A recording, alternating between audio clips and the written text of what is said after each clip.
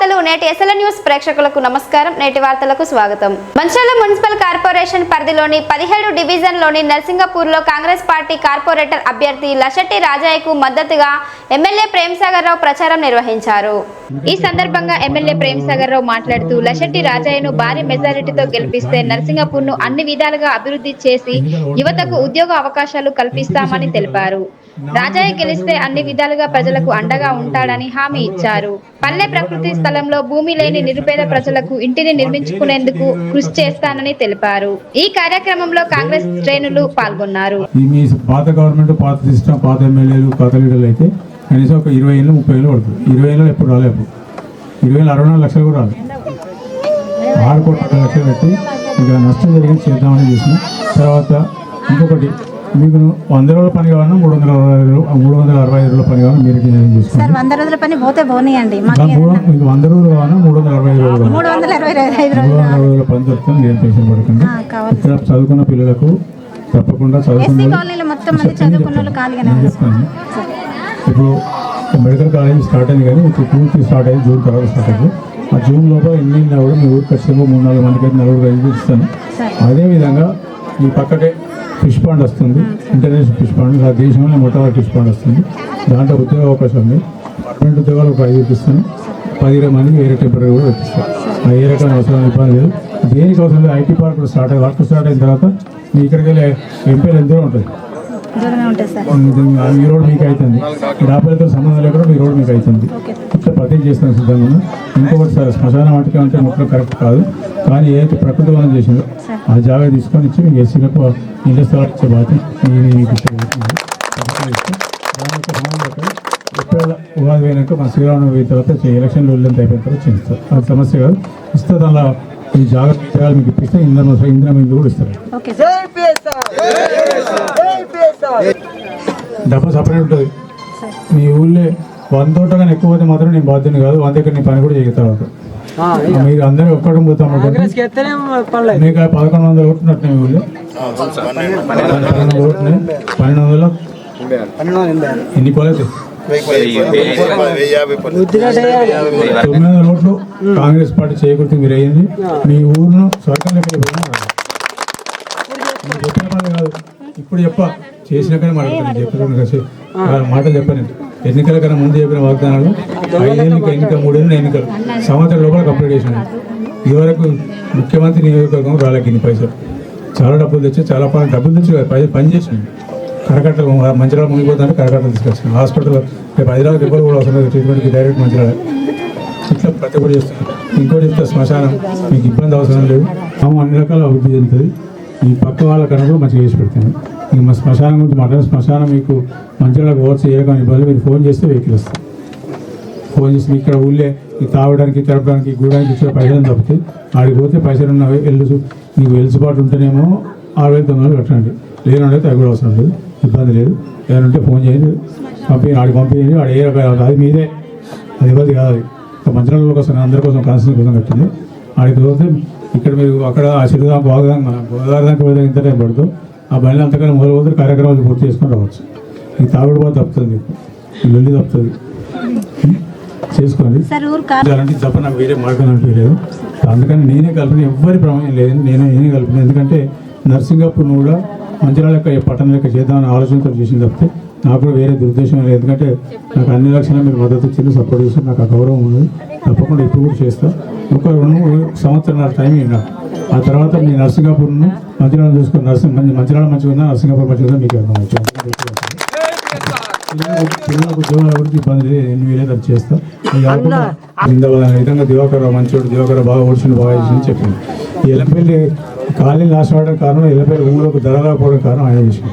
ఇవన్నీ చేసి చెప్పి ఈ జాడదన్నట్టు పోయి ఒక 2 సార్లు దివాకర్ ఇంటికి ముచ్చట పెట్టుకొని వచ్చి చేసుకున్నాను. ఆయనకు టికెట్ అయిపోతుందంటే నేను పాపం నేను తప్పు చేసినట్టు. దొంగలకు నేను అంటే దొంగలకు అసలే ఇవ్వను. నా దగ్గర మాట లాభం ఉంది. బయటకు పోయిన తర్వాత వాళ్ళకే చేస్తారు. దాని గురించి మాట్లాడతాను. వానికి కానీ ఈయన కానీ ఎవరి కొటేషన్ ఇలా ఉండిపోతే గుర్తుపెట్టుకోండి. రాజన్న గెలుచుడు ఖాయం. రాజన్న గెలిచేది దాదాపు 1000 మాటలు నమ్మి మీ ఓట్లు చెడగొట్టుకోకండి. వాళ్ళ ఓట్లు వాళ్ళు బాగా వచ్చిన 5 ప్రశ్నలు అడగండి. సార్ నీకు మొత్తం 10 గెలిపించింది నిజమా లేదా? అబద్ధం ఉంటే నా మంచి చెప్పి నేను ఇక్కడ గుడికి కథను పైసలు తీసుకొచ్చిన కాబట్టి ఎంబడేషన్ ఉండదు చాలా మంది అవుతుంది మాట్లాడతారు. అక్కడ నాకు పని చేసినట్టు నేను వచ్చేది వాళ్ళు ఇవ్వలేదు నుంచి నాకు తెలియదు, అన్నీ తెలుసు. వాడు కానీ తర్వాత వీళ్ళు కానీ ఇవ్వాల్సిన మీ ఊళ్ళోకి వెళ్ళి గెలుగుంది, ఆ తర్వాత మీ ఊరు ఎట్లా ఎత్తారని చూస్తారు. నల్లగా వచ్చినా బాగా వచ్చినా మీరు గెలిగిన ఫోటోలు పంపి నాకు, ఆ తర్వాత నేను చూసుకుంటాను. మిగతా పద్ధతి నాకు. మీకు ఇంకా ఉన్నాయి సమస్యల గురించి మర్చిపోండి. మీ సమస్యలు నాయి. మీరు ఎవరు రాజాన్ని ఉన్నాడు, రాయన దేశంకి రాయన ఇంటర్ చెప్తాడు. ఎస్సీలకే కాకుండా ఇంకెవరికైనా ఎక్కడైనా తక్కువ పడితే తప్పకుండా చేస్తాను. ఇందిరా మీరు ఖచ్చితంగా చేస్తాను. ఎవరికైనా 20 కాబట్టి 30 ఇస్తే మొత్తం సార్ తోటి ఆ పని తీసుకోండి దయచేసి మిమ్మల్ని కోరుకుంటున్నాను నేను. మీరు పోయిన దాని గురించి ఆ లెవెల్లో కార్పొరేషన్ మళ్ళీ పట్టుకొస్తాం, గ్రామ పంచాయతీ తీసుకొస్తాం అంటే అది అయ్యే పని కాదు. 3 సంవత్సరాలు గవర్నమెంటే ఉన్నది. తర్వాత దానికి కావాలి ఇంకా కొంచెం ఇక్కడ బాగా వాస్తవ వెనుకబడి ప్రదేశం మనకి ఇంకా ఇందిరా మిల్లు కావాలన్నా సపరేట్గా, ఇంకా డెవలప్మెంట్ గవర్నమెంట్కి వచ్చే స్కీమ్లు ఏమైనా కావాలన్నా దాని గురించి వారికి మనం సపోర్ట్ చేసి మన ఎమ్మెల్యే గారికి ఆ రకంగా అడుక్కుంటే బాగుంటుంది. దయచేసి మీ ప్రజలందరూ చెప్తున్నాను. ఇంకోటి చిన్నది ఎస్సీ వాడ చెప్పారు, ఇంతకుముందు వాళ్ళకు యాక్చువల్ ల్యాండ్ తీసుకొని పార్క్ చేసిందట. వారి దృష్టిని కూడా తీసుకెళ్ళాము నేను తీసుకపోతే పెద్ద పని కాదు రాయన్నా, దాని సమస్య ఎలక్షన్ బిజీలో ఉన్నాం కదా. ఆ తర్వాత దాన్ని ఏందో కంపల్సరీ ఆ ల్యాండ్ ఎవరిదో వాళ్ళు ఎవరెవరో ఉన్నారో వాళ్ళు ఎట్లా మరి పార్క్ ఏదో దాని గురించి చర్చించి వాళ్ళకి అయితే చేసేద్దామని వారే చెప్పినారు. ఎంప్లాయ్మెంట్ కూడా వారి దృష్టికి తీసుకెళ్ళాను పొద్దున పోయి 100% వాళ్ళకు కన్ను చూద్దామని చెప్పినారు. కాబట్టి మీరు దయత నుంచి మీరు ఎవరో చెప్తారు, అది ఈ చిన్న విషయాన్ని పట్టుకొని సార్ దృష్టిలో బాగా పదే చెప్తున్న అందరూ 100 రోజుల పని 100 రోజుల పని 100 రోజుల పని అని. అది కాదు, మీరు చేసిన 212 రూపాయలకు మీ కొడుకు చేయాలి, బిడ్డ చేయాలి, కూడలు చేయాలన్నా డెవలప్మెంట్ కోరుకోండి. అవకాశం వచ్చింది వారికి మన ఒక సేవాభావంతో మనకు అన్ని ఉపయోగం చేస్తాను ఇప్పుడు కాబట్టి ఉప్పుడు కోరుకోండి. మీ పిల్లలు భవిష్యత్తులో ముందు పోవాలని కోరుకోండి. అంతేగాని మీరు దాన్ని పట్టుకొని ఎవరో పంది మాటలు నేను ఇక గెలిస్తే మమ్మల్ని ఏ రకంగా గెలిపిస్తారు? ఒక వాడికి ఒక్కటి వేరేంత మాత్రమే గవర్నమెంట్ 3 సంవత్సరాలు అయిపోద్దా? కొంచెం మీరు కూడా చదువుకున్న ఆలోచించదు వాళ్ళు, దాన్ని పక్కకు పెట్టండి ప్లీజ్. మనం ఒకటే అడుగుని ఉద్యోగాల గురించి తెలుసుకోండి, డెవలప్మెంట్ గురించి అడుగుండి సార్ను.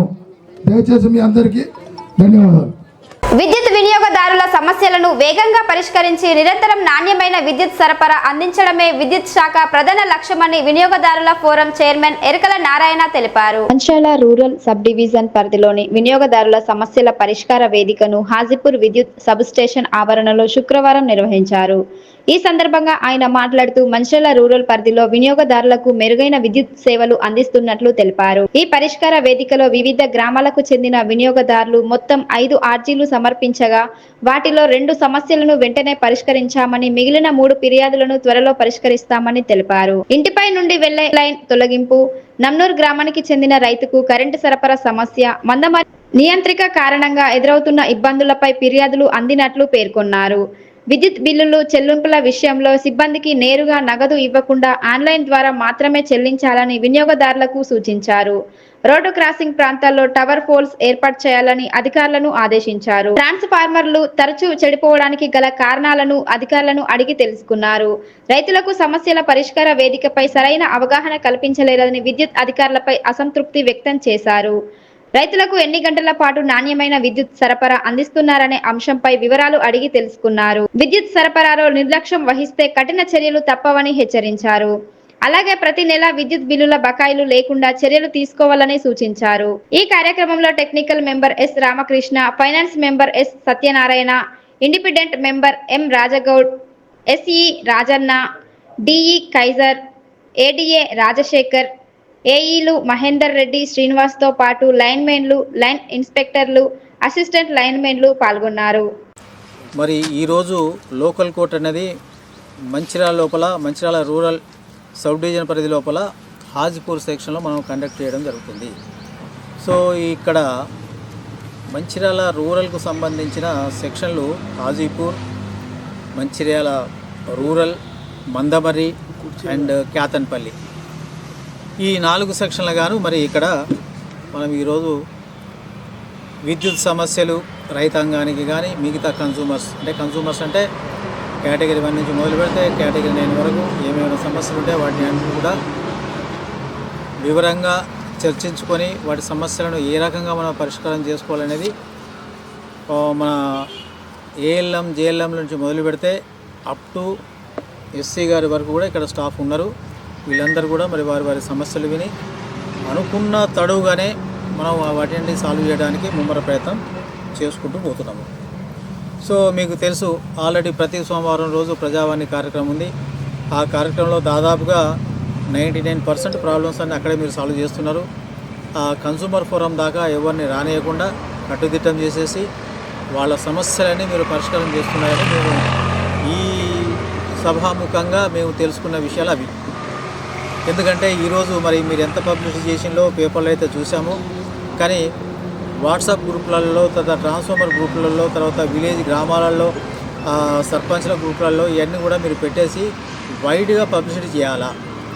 సర్పంచ్ ఇక్కడికైతే ఈ ఒక్కరోజు కూడా ఒక్క సర్పంచ్ కూడా ఈరోజు రాలేదు. దానికి సంబంధించి ఆ గ్రామాలకు సంబంధించిన రైతులు కూడా ఎవరు రాలేదు. అంటే మరి పబ్లిసిటీ అంత కాలేదేమో అని నేను అనుకుంటున్నా. ఎందుకంటే ఇప్పుడు తెలుసు ఈ 4-5 రోజుల నుంచి ఎంత హడావుడి ఉందో. ఈ హడావుడిలో రైతాంగం కూడా చాలామంది కూడా ఏమైనా సమస్యలు ఉంటే ఇక్కడ దాకా వచ్చి చెప్పే ఛాన్సెస్ అయితే ఎక్కువ ఉన్నాయని నేను అనుకుంటున్నా. మరి ఈ అవకాశాన్ని కూడా వాళ్ళు ఉపయోగించుకుంటలేరంటే సమస్యలైనా లేకపోవచ్చు, లేకపోతే వాళ్లకు ఈ మీటింగ్ ఉందనేసి వాళ్ళ దాకా పోకపోవచ్చు. ఈ రెండు ఉంటాయి. ఆ రెండిట్లా మరి ఏదన్నది మీరు అది చూడాలి.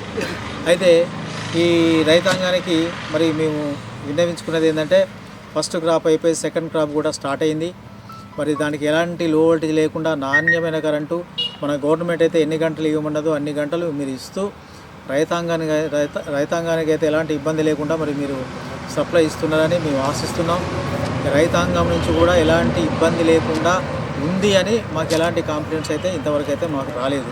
సో ఇదే టెంపోని మెయింటైన్ చేసుకుంటూ రైతాంగానికి మిగతా కన్సూమర్స్ కూడా తగిన ప్రాధాన్యత ఇస్తూ మరి వాళ్ళకి సప్లై పొజిషన్లో మాత్రం ఎలాంటి ఇబ్బంది లేకుండా చూసుకోవాలని మరోమారు మీ అందరికీ కూడా చెప్పడం జరుగుతుంది. సో రైతాంగం కూడా వాళ్ళకి చెప్పేది ఏంటంటే ప్రతి రైతు కూడా మరి వాళ్ళ మోటార్ దగ్గర కెపాసిటర్స్ బిగించుకోండి. కెపాసిటర్స్ పెట్టుకోవడం వల్ల మరి అది మీకు లాభం ఉంటుంది, మీ మోటార్ పర్ఫార్మెన్స్ పెరుగుతుంది. అదేవిధంగా మా డిపార్ట్మెంట్ పరంగా కూడా మాకు కూడా తక్కువ కరెంటు కాల్చుకొని ఎక్కువ పర్ఫార్మెన్స్ ఇచ్చే ఉత్పాదకమే ఈ కెపాసిటరు. కాబట్టి కెపాసిటర్ని ఎవరు మర్చిపోవద్దు. ఎందుకంటే ఇండస్ట్రీ వాళ్ళు 10 HP నుంచి మొదలు పెడితే అప్ టు హెచ్డి సప్లై వరకు కూడా అందరూ కూడా ఇండస్ట్రీ వాళ్ళందరూ కూడా మరి కెపాసిటర్ పెడతారు. ఎందుకు పెట్టుకుంటారో దీన్ని మీకు అందరు కూడా చెప్పకనే చెప్పాల్సిన పరిస్థితి ఏర్పడుతుంది. కాబట్టి దాని మీద దృష్టి పెట్టండి. రైతాంగం కూడా ఇది వాడుకోవడానికి ప్రయత్నం చేయండి. తర్వాత బిల్లులు కూడా సకాలంలో కట్టండి. ఇప్పుడు ఇంతకుముందే ఏజెల్ డిమాండ్ వచ్చిన దానికి 50% కంటే ఎక్కువ కలెక్షన్స్ కాలేదు.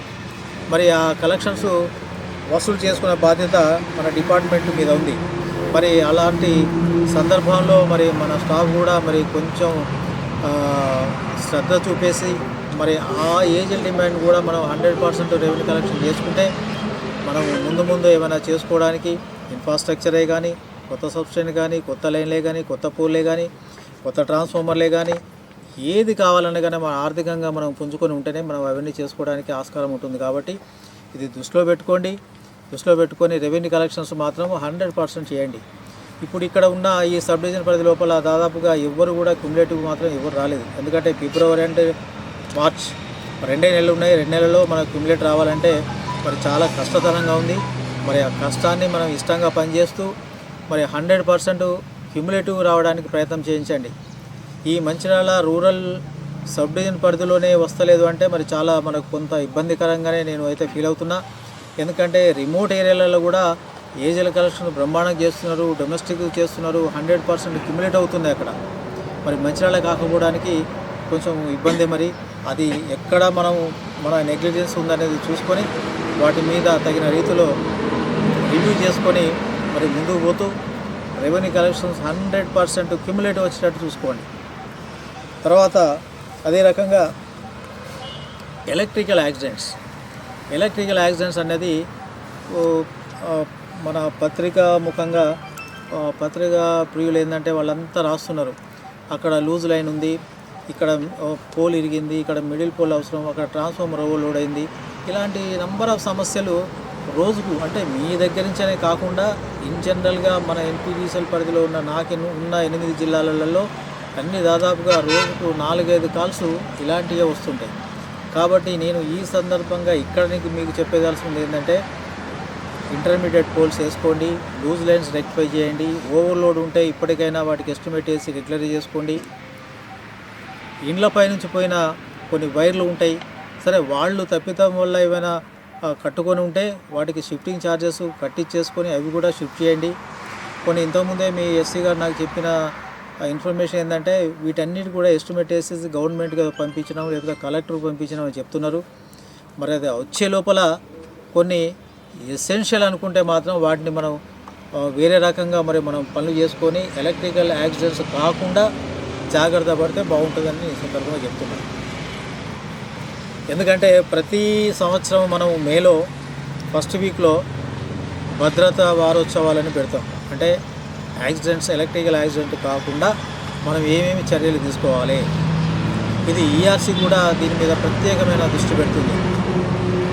ఒక రైతు అయినా కానీ ఒక కన్జ్యూమర్ అయినా కానీ మరి చనిపోతే వాళ్ళకు కాంపెన్సేషన్ అయినా కానీ ఎక్స్గ్రేషియా అయినా కానీ మనం ఇవ్వాల్సి వస్తుంది.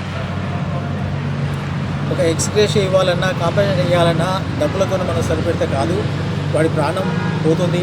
ఆ ప్రాణ నష్టం కాకుండా మనం ముమ్మర ప్రయత్నం చేస్తూ దానికి తగిన ఎస్టిమేట్లు వేసేసి అక్కడ లూజ్ లైన్స్ అయ్యి కానీ ఎలక్ట్రికల్ యాక్సిడెంట్ కాకుండా ఏం చర్యలు తీసుకోవాలో అవన్నీ తీసుకోవడానికి ప్రయత్నం చేయాలి. ఒకవేళ అయిందే అనుకోండి, వాటికి తగిన ప్రపోజల్స్ పై లెవెల్లో పంపించేసి శాంక్షన్ తీసుకొని ఆ చనిపోయిన వ్యక్తికి వాళ్ళ కుటుంబానికి మరి ఆ ఎక్స్గ్రేషియా అందేటట్లు మరి చేయమని నేను ఇంతకుముందు కూడా ఎస్సీలకు, డీలకు, ఏలకు కూడా మరి చాలాసార్లు చెప్పాను. ఈసారి కూడా మీకు మళ్ళీ చెప్తున్నా, అలాంటి ఏమైనా పెండింగ్ ఉంటే ఇప్పటికైనా దాన్ని రెగ్యులర్ చేసేసి ఆ పేమెంట్ చేయడానికి ప్రయత్నం చేయండి. అదే రకంగా మరి విలేజ్లలో ట్రాన్స్ఫార్మర్స్ దగ్గర కూడా చాలా మట్టుకు ఏంటంటే మన స్టాఫ్ ఇన్ టైంలలో మనం 1912 మనది టోల్ ఫ్రీ నెంబర్ ఎంత 1912 దానికి మనం చేసినా కానీ ప్రాపర్గా ఇన్ టైంలో యాక్ట్ కాక అంటే మనము మన స్టాఫ్ కూడా ఫోన్ చేసినా కానీ ఇన్ టైంలో యాక్ట్ కాక లేదనుకుంటే 1912 చేసినా కానీ వాళ్ళ నుంచి మనకు వచ్చి మనం పోయి చేసి వాళ్ళకు రెక్టిఫై చేసే టైం చాలా ఉంటుంది. కాబట్టి ఆ ఛాన్స్ ఇవ్వకుండా అంటే 1912 పోకుండా మనమే అది రిసీవ్ చేసుకొని మన స్టాఫ్కు ఫోన్ చేయగానే ఇమీడియట్లీ యాక్ట్ అయ్యి సబ్స్టేషన్లో ఉన్న ఆపరేటర్కి చెప్పి పెట్టండి. ఎవరు ఫోన్ చేసినా కానీ ఇమీడియట్లీ యాక్ట్ అయ్యి వాటిని సత్వరమే మరి దానికి రెక్టిఫై చేయడానికి ప్రయత్నం చేయించకండి. ఎందుకంటే వాళ్ళకి తెలియని జ్ఞానంతో ఏంటంటే ఆ ట్రాన్స్ఫార్మర్ లెక్కేసి ఫ్యూజ్ ఆఫ్ ఆల్ చేసుకోవడము, తర్వాత ఇంకొక చిన్న పనులు అది చేసుకోవడం వల్ల వాళ్ళకు విద్యుత్ షాక్కు గురై చనిపోవడం జరుగుతుంది. నిన్నగాక మొన్న రాజేంద్ర నగర్ హైదరాబాద్లో ఎస్పీడీసీఎల్ పరిధి లోపల ఒక లైన్మేనే ఒక విద్యుత్ ఘాతానికి చనిపోయాడు. అంటే 2 ఫీడర్లు ఒకే పోల్ మీద మనం తీసుకుపోయాడు. 2 లైన్లు ఒకటే పోల్ మీద తీసుకుపోయింది. ఒక లైను ఎల్సీ తీసుకున్నాడు, పక్కనే ఇంకో లైన్ ఉంటుంది. ఆ లైన్ తీసుకోకపోవడం వల్ల మొత్తం కంప్లీట్ బర్న్ అయిపోయి చనిపోయాడు. కాబట్టి అలాంటి విషయాలు మన ఎన్పీటీసీఎల్ పరిధిలో మనకున్న 8 జిల్లాల పరిధి లోపల ఇక్కడ ఉన్న ఇప్పుడు ఈ sub division Mancherial rural sub division పరిధిలో కాకుండా చూసుకోవడం ఉత్తమం. మీకు ఆల్రెడీ మన సిఎండి గారు ఇచ్చింది ఒక ఎల్సీ యాప్ అని ఉంది. ఆ యాప్ను మనం మెయింటైన్ చేసుకుంటే ఎలక్ట్రికల్ యాక్సిడెంట్ కాకుండా అవాయిడ్ చేసుకోవడానికి ఆస్కారం ఉంది. కానీ నాకు తెలిసినంత వరకు అయితే ఆ యాప్ను చాలామంది కూడా వాడడం లేదు, ఉపయోగపరుస్తలేరు. అది మామూలుగానే ఓరల్గా తీసుకొని మళ్ళీ ఇంకా ఎల్సీలు అట్లాగే తీసుకొని అట్లాగే పనిచేస్తున్నారు. దానివల్ల తప్పిదాలు జరిగే ఛాన్సెస్ చాలా ఉన్నాయి. కాబట్టి వాటిని అవాయిడ్ చేయడానికి ప్రయత్నం చేయడానికి ఓఎన్ఆర్ స్టాఫ్ అందరూ కూడా ముందుండి మరి ఈ కార్యక్రమాన్ని దిగ్విజయం చేయడానికి ప్రయత్నం చేయండి. అదేవిధంగా ఏఈలైనా కానీ ఏడీలైనా కానీ డిఈలు, ఎస్సీలు, ఏఓ, ఏఆర్ఓ వాళ్ళు అందరు కానీ బిల్లింగ్ ఇష్యూస్ అయితే ఇక్కడికైతే ఏం రాలేదు. నేను అనుకుంటా బిల్లింగ్ ఇష్యూస్లో లాస్ట్ టైం బాగా వచ్చినాయి. దానికి ఎస్ఓ గారికి చెప్పడం, ఆయన తగిన చర్యలు తీసుకొని మరి ఈసారి మాత్రం ఎలాంటి బిల్లింగ్ ఇష్యూ రాకుండా మాత్రం చూసుకున్నట్టు చాలా వెరీ హ్యాపీ. కానీ డోర్ లాక్లు, తర్వాత నీల్ కన్జంప్షన్స్, తర్వాత స్టకప్ మీటర్లు, బండ్ మీటర్లు ఉన్నాయి, అవి కూడా రెగ్యులర్ చేసుకొని ఎలాంటి ఇబ్బంది లేకుండా మరి రైతాంగానికి తర్వాత మిగతా కన్స్యూమర్స్కి అందరూ కూడా మీరు తగిన న్యాయమైన కరెంటు, న్యాయమైన సర్వీసు మీరు అందరూ కూడా ఇస్తారని కన్స్యూమర్ ఫోరం తరఫున యాజ్ ఏ చైర్మన్గా, member technical, member finance and 4th member వీళ్ళందరూ కూడా మరి మేము మీకు ఇచ్చే సూచనలు, సలహాలు ఇవే. కాబట్టి ఇవన్నిటిని కూడా మీరు తూచా తప్పకుండా చేస్తారని ఆశిస్తున్నాం. తర్వాత మంచిగా చేస్తే అభినందిస్తాం, లేదు అనుకుంటే దాని మీద తగిన చర్యలు తీసుకోవడానికి మరి ముందుకు పోవడానికి కన్సూమర్ ఫోరం ఎప్పుడు కూడా మరి వెనుకకు పోకుండా ముందుగా పోతుందని ఈ సందర్భంగా మీ అందరికీ తెలియజేస్తున్నా. ఈరోజు మాకు ఎన్ని అప్లికేషన్ వచ్చినాయంటే వచ్చిన వాళ్ళు 4 వచ్చారు, కానీ ఇచ్చిన మాత్రం 2 అప్లికేషన్స్ వచ్చినట్టున్నాయి. ఆ 2 అప్లికేషన్స్ మరి ది కన్సర్న్ ఏఈలు ఇమీడియట్లీ వితిన్ 1 or 10 days లోపల వాటిని సర్వే చేసి వాటిని కూడా రెక్టిఫై చేసేసి రెగ్యులరైజ్ చేస్తారని ఆశిస్తున్నా. మరి ఎస్సీ గారు కొత్తగా వచ్చారు, మరి పర్ఫార్మెన్స్ బాగుందని చెప్పడానికి మరి ఈరోజు అప్లికేషన్ రాకపోవడానికి కూడా కారణాలు ఉన్నాయి. అదే రకంగా డి గారు ఉన్నారు, ఎస్ఓ గారు ఉన్నారు, ఏవో అందరు ఆల్ ఏసు స్టాఫ్ అందరు ఉన్నారు, ఇంతమంది స్టాఫ్ ఉన్నారు. వీళ్ళందరూ కూడా మీరంతా 24 hours మీరు కష్టపడి పనిచేయడం వల్లనే రైతాంగానికి మిగతా కన్సూమర్స్ కూడా చాలా హ్యాపీగా ఉంటున్నారు అని ఈ సందర్భంగా కన్సూమర్ ఫోరం తరఫున నేను సాటిస్ఫై అవుతున్నా అని మీకు చెప్పవలసిన పరిస్థితి ఏర్పడుతుంది. కాబట్టి నాణ్యమైన కరెంటు రైతాంగానికి మిగతా కన్సూమర్స్ కూడా అందించేసి వారికి ఇంకా ఇంతకంటే అధికంగా సేవలు ఇస్తారని ఆశిస్తూ ముగిస్తున్నా. నేటి ఎస్ఎల్ఎన్ న్యూస్ ఇంతటితో సమాప్తం. తిరిగి ప్రసారమయ్యే ఎస్ఎల్ఎన్ న్యూస్లో మళ్ళీ కలుద్దాం. అంతవరకు సెలవు. నమస్కారం.